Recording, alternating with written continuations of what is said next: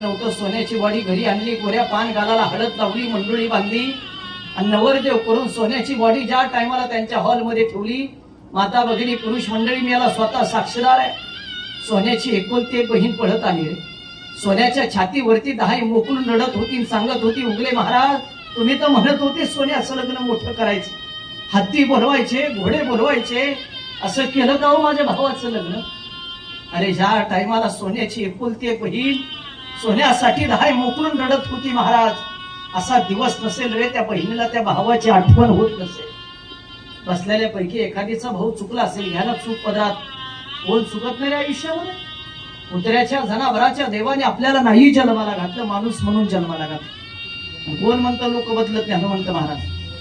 बऱ्याच जणांकडे बसलेले 4-5 जणांकडे माझा नंबर सेव्ह आहे. माझ्या स्टेटसला अनेक वेळेस तुम्ही रिप्लाय देता. मागच्या महिन्यामध्ये 6 तारखेला वांबोरी नावाच्या गावात माझं एक कीर्तन झालं. एका सुशिक्षित व्यक्ती महत्वाने दुसऱ्या दिवशी मला फोन केला, उगले महाराज साष्टांग दंडवत, काल तुमचं कीर्तन ऐकलं, माझ्या विचारात थोडा बदल झाला. मी म्हटलं का हो? 10 वर्षापासून माझ्या बहिणी बरोबर मी बोलत नव्हतो. किरकोळ कारणाने आमचे वाद झालेले, कुणी बोलाव, पण तुमचं कीर्तन ऐकलं. मागच्या महिन्यामध्ये बहिणीला पॅरालिसिसचा अटॅक आला, आयसीयू मध्ये होती बहीण, पण बोलत नव्हतो, तर भेटायला सुद्धा नाही गेलो. पण शपथ घेऊन सांगतो, तुमचं कीर्तन ऐकलं, बहिणीचा दृष्टांत ऐकला, राहवलं नाही. घरी आल्या बहिणीला फोन केला, 5,000ची साडी घेतली. 10 वर्षानंतर माझ्या बहिणीला मी भेटायला गेलो.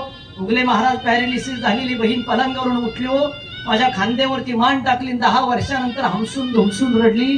आणि 10 वर्षानंतर 2 बहीण भाऊ उगले महाराजाच्या कीर्तनानंतर एकत्र येत असतील, याच्यापेक्षा काय पुण्य कमवायचं उगले महाराजांनी?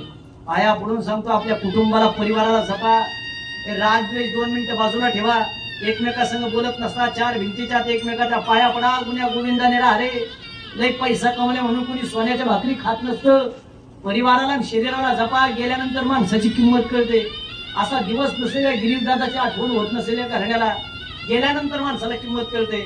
संपवेल मी 1 मिनिटात आता कीर्तन. एक करा फक्त माझ्यासाठी सगळ्या पुरुषांनी, आणि सांगा मला उद्या फोन करून, उगले महाराज तुमचं कीर्तन ऐकला मी. सुनील दादा गायकवाडांनी तारीख घेतली होती, गिरीश दादाच्या श्राद्धानिमित्त तुम्ही एक संदेश दिला, आम्ही फॉलो केला. उद्यापासून प्रत्येक पुरुषाने आपल्या सख्या बहिणीला, रक्ताच्या बहिणीला उद्यापासून दररोज एक फोन करायचा आणि 2 प्रश्न विचारायचे. पहिला प्रश्न विचारायचा, बहिणीला जेवण केलं का? आणि दुसरा प्रश्न विचारायचा, पाहुण्याची तुझी तब्येत बरी आहे का? आणि त्या बिचाऱ्या बहिणीला मरेपर्यंत इच्छा असती, माय भावाने 2 शब्द माय संग प्रेमाने बोला. कड्यावर तुमचं जर ऍक्सिडेंट झाला ना, अपघात, माय बापानंतर पहिल्यांदा पैसे घेऊन पळत येणार जर या जगात कोण असेल तर आपली रक्ताची बहीण असते. त्याला जर माहिती झालं नाही हायवेवर माझ्या भावाचा ऍक्सिडेंट झाला, गाडीवाल्याने त्याला उडून दिलं, नगरला हॉस्पिटलला त्याला ऍडमिट केलं. अरे लोकांची तर रोजाने जाणारी बहीण